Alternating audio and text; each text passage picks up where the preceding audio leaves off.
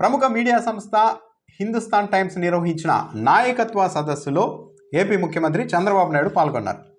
ఇందులో Hindustan times political ఎడిటర్గా ఉన్న సునేత్ర చౌదరి చంద్రబాబు నాయుడుకు పలు ప్రశ్నలు సంధించారు. అయితే ఇందులో చంద్రబాబు నాయుడు చెప్పిన కొన్ని అంశాలు, ఆమె సునేత్ర ప్రశ్నించిన కొన్ని ప్రశ్నలు మాత్రం చాలా గమ్మత్తుగా ఉన్నాయి. అందులో ఒకటి ఏంటంటే, సునేత్ర చౌదరి చంద్రబాబు నాయుడుకు ఇచ్చిన ప్రశ్న, జైల్లో పెట్టిన తర్వాత మీరు ఏ తప్పు చేయలేదని, మీకు వ్యతిరేకంగా ఏమీ లేదని తేలింది.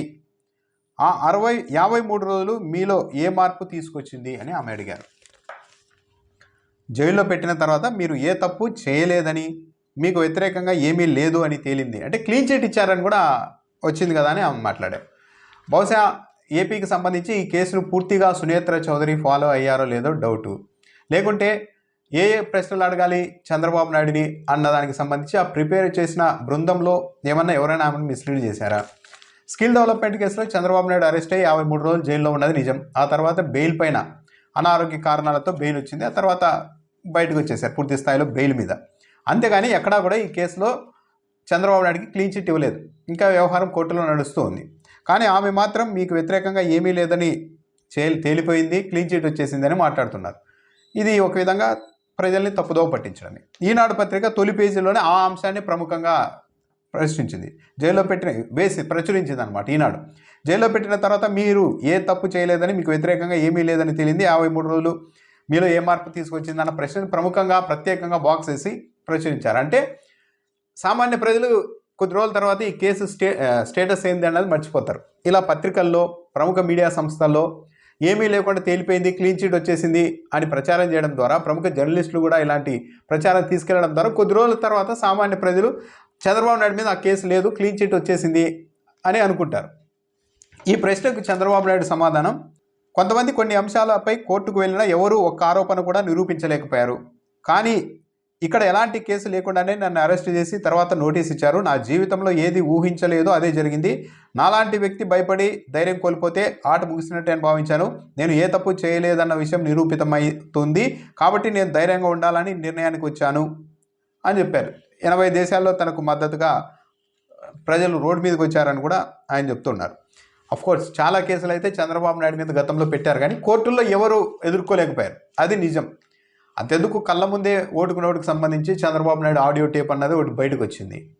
ఇది టీఆర్ఎస్ ప్రభుత్వం అప్పట్లో పెట్టింది.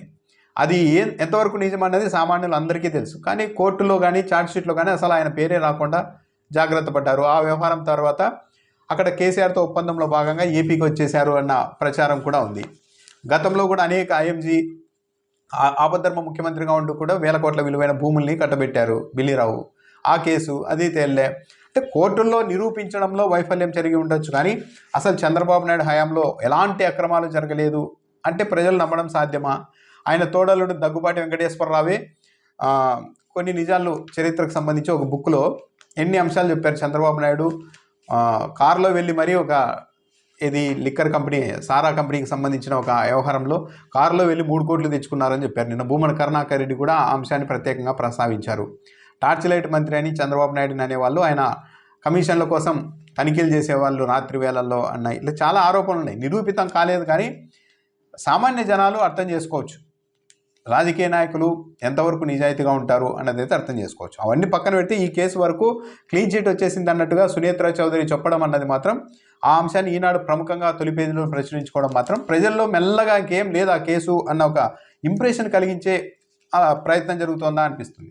దాంతోపాటు 2004లో దాంతోపాటు 2004లో 2019లో ఎన్నికల్లో ఓటమికి సంబంధించి చంద్రబాబు నాయుడు పొగడ్తలు నమ్మి తను పొరపడ్డాను, ఇప్పుడు ప్రజలతో కలిసి నడుస్తున్నాను, అభివృద్ధి సంక్షేమం కొనసాగిస్తున్నాను అన్నారు. అంటే 2004లో కావచ్చు, 2019లో కావచ్చు, నేను ఓడిపోవడానికి పొగడ్తలు నమ్మాను, ప్రజల్ని తన వెంట తీసుకురాలేకపోయాను, కానీ ఇప్పుడు నేను క్లియర్గా ఉన్నాను, నాకు అర్థమైంది బాగా, అందుకని నేను ఇప్పుడు ప్రజలతో పాటు కలిసి నడుస్తున్నాను, నాతో పాటు ప్రజల్ని కూడా ముందుకు తీసుకెళ్తున్నాను అని చంద్రబాబు నాయుడు చెప్తున్నారు. అయితే ఇప్పుడు అధికారంలోనికి వచ్చి 5 నెలలు అయింది. ఈ 5 నెలల్లో ప్రజల్ని తనతో తీసుకెళ్లే ప్రయత్నాలు ఎంతవరకు జరిగాయన్నది ప్రశ్నార్థకమే. మున్ముందు ఏమన్నా అలాంటి ప్రయత్నాలు సమర్థవంతంగా చేస్తారేమో చూడాలి, కానీ ఇప్పటివరకు అలాంటి ప్రయత్నాలు ఏం లేవు. ఈ అధికారంలోనికి వచ్చినాక 5 నెలల్లో చూస్తే తెలుగుదేశం పార్టీ కార్యకర్తలు కావచ్చు, నాయకులు కావచ్చు, వాళ్ళ ఆదాయ వనరులు, వాళ్ళ ఆదాయం పెంచుకునే విధానంగానే పాలసీలు ఉంటున్నాయన్నది విస్తృతంగా ఉన్న ఒక అభిప్రాయం. సంక్షేమానికి సంబంధించి ఏదో 1-2 తప్పించి మిగిలిన పథకాలు ఎప్పుడు అమలు చేస్తారన్నది కూడా చెప్పలేని పరిస్థితి. ఒక పింఛన్లు ఇస్తున్నారు, గ్యాస్ సిలిండర్లు మొదలుపెట్టారు, అంతేగాని మిగిలిన సూపర్ 6లో రైతులకు సంబంధించి కానీ, మహిళలకు 1500 కావచ్చు, నిరుద్యోగ భృతి కావచ్చు, ఇలా ఏవి కూడా అసలు ఎప్పుడు అమలు చేస్తారు అన్నది కూడా ఎక్కడా లేదు. కాబట్టి నేను ఇప్పుడు ప్రజల్ని తీసుకొని వెళ్తున్నాను నాతో పాటి అని అంటే బహుశా తీసుకెళ్తారేమో చూడాలి, కానీ ఈ రోజుకైతే అలా లేదు పరిస్థితి. లిక్కర్ పాలసీ తెచ్చారు, మొత్తం ఎక్కడికక్కడ తెలుగుదేశం పార్టీ నాయకులు, కార్యకర్తలు ఏ విధంగా షాపుల మీద అజమాయిషీ చేస్తున్నారు, లిక్కర్ని మొత్తం రింగ్ అయితే తమ ఆధీనంలోనికి ఎలా టీడీపీ నేతలు తీసుకున్నారన్నది ఈనాడు, ఆంధ్రజ్యోతి లాంటి పత్రికల్లో కూడా కథనాలు వస్తున్నాయి. ఇక ఇసుక అయితే మన జ్యోతుల్ నెహ్రూనే చెప్తున్నారు, ఇసుక పాలసీ విఫలమైంది, గత పాలసీలే బాగుండేవి అని అసెంబ్లీ సాక్షిగా జ్యోతుల్ నెహ్రూ చెప్తున్నారు. ఇప్పటి వరకు సమర్థవంతంగా చంద్రబాబు నాయుడు అప్లై చేసిన ఒక పాలసీ ఇక్కడ సక్సెస్ అయింది 5 నెలల్లో అన్నది అయితే లేదు. జగన్మోహన్ రెడ్డి ఓడిపోయిన తర్వాత ప్రజలంతా చాలా ఊపిరి పీల్చుకుంటున్నారు, హ్యాపీగా ఉంటున్నారని పత్రికల్లో రాయించుకుంటున్నారు. కానీ అలా జగన్మోహన్ రెడ్డి ఓడిపోయిన తర్వాత ఊపిరి పీల్చుకోవడం అన్నది ఆ ఒపీనియన్ ప్రజలదా, లేకుంటే తెలుగుదేశం పార్టీ నాయకులదా, తెలుగుదేశం పార్టీకి అనుకూలమని పేరున్న మీడియా సంస్థలదా అన్నదైతే ఒక పెద్ద పజిల్. ఎందుకంటే జగన్మోహన్ రెడ్డి అధికారంలో ఉన్నప్పుడు తెలుగుదేశం పార్టీకి అనుకూలమని పేరున్న మీడియా సంస్థలు కావచ్చు, అందులో పనిచేసే వాళ్ళు కావచ్చు, టీడీపీ నేతలు కావచ్చు, కొద్దిగా ఉక్కపోతకు గురైన మాట వాస్తవం. వాళ్ళు రిలాక్స్గా ఉండొచ్చు, కానీ ప్రజలు కూడా అదే మైండ్ సెట్తో ఉన్నారు. జగన్మోహన్ రెడ్డి ఓడిపోయిన తర్వాత మాకు స్వేచ్ఛ వచ్చింది, అంతకుముందు స్వేచ్ఛ లేదు అన్న ఒపీనియన్తో ఉన్నారు అని ఎవరైనా అనుకుంటుంటే అది ప్రజల ఒపీనియన్ ఎంతవరకు అన్నది ఒక పెద్ద ప్రశ్నే. కేవలం తెలుగుదేశం పార్టీ వాళ్ళ అభిప్రాయాన్ని ప్రజల మీదకి రుద్దుతున్నారా అన్న ఒక భావన కూడా కలుగుతుంది. గతంలో ఎక్కడైనా ఒకరిద్దరిని అరెస్ట్ చేసిన రూల్ ఆఫ్ లా గురించి పెద్ద ఎత్తున డిబేట్లు నడిచేవి జగన్మోహన్ రెడ్డి టైంలో. ఇప్పుడు ఎక్కడ పడితే అక్కడ సోషల్ మీడియాలో వరుస పెట్టి అరెస్టులు చేస్తూనే ఉన్నారు. దీన్ని మాత్రం అణిచివేయాల్సింది సోషల్ మీడియాలో అతి ఎక్కువైపోయింది అంటున్నారు.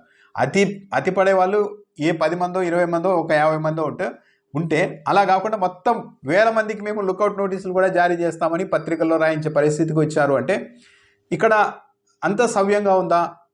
అసలు నిజంగానే ప్రభుత్వం సక్రమంగా ప్రజల్ని తనతో తీసుకొని వెళ్తూ ఉంటే ఈ స్థాయిలో ప్రతిపక్షాన్ని కావచ్చు, ప్రతిపక్షానికి సంబంధించిన సోషల్ మీడియా కార్యకర్తల్ని కావచ్చు అణిచివేయడానికి చంద్రబాబు నాయుడు సిద్ధపడి ఉండేవారా? చంద్రబాబు నాయుడు ఇలాంటి విషయాలు చాలా సంయమనంతో ఉండేవారు. గతంలో ఒకరిని అణిచివేయాలి, ఒక ప్రభుత్వాన్ని టార్గెట్ చేయాలి అన్న వరకు చాలా పరిమితంగా, టార్గెటివ్గా, సెలెక్టివ్గా కొందరిని మాత్రమే చేసేవాళ్ళు. కానీ ఈసారి అలా లేదు, చాలా విస్తృతంగా దొరికిన వాళ్ళందరినీ లోపలేయాలి అన్నట్టుగా వెళ్ళిపోతూ ఉంది వ్యవహారం. దీన్ని బట్టి చూస్తుంటే నిజంగానే ప్రజలతో తాను వెళ్ళడం లేదేమో, ప్రజలు నాతో లేరేమో అన్న అభిప్రాయం తెలుగుదేశం పార్టీ ప్రభుత్వానికే వచ్చిందా? అందులో భాగంగానే ప్రశ్నించే గొంతుల్ని తొక్కేసే ప్రయత్నం జరుగుతుందా అన్న అభిప్రాయం కూడా కలుగుతుంది. కాబట్టి 99లో, 2004లో, 2019లో చెప్పాలంటే అప్పటికి కూడా ఇలాగే చెప్పారు ప్రజలంతా మాతో. 2019 ఎన్నికలకు ముందు 80% మంది ప్రజలు నా మీద మోజుతూ ఉన్నారు ఈ రాష్ట్రంలో, కాబట్టి తిరుగులేని మెజారిటీతో తెలుగుదేశం పార్టీ గెలుస్తుందని చంద్రబాబు నాయుడు చెప్పారు. కానీ ఇప్పుడు మాత్రం ఆ రోజు నేను గమనించలేదు, ప్రజలు నాతో లేకుండా పోయారు. కానీ ఈసారి మాత్రం నేను ప్రజల్ని నా వెంట తీసుకెళ్ళి వెళ్తున్నానని ప్రకటనలు ఇస్తున్నారే కానీ ప్రాక్టికల్గా ప్రజల్ని తన వెంట చంద్రబాబు నాయుడు తీసుకెళ్తున్నారా లేదా అన్నది చూసుకోవాలి, ఆలోచించుకోవాలి ఒకసారి.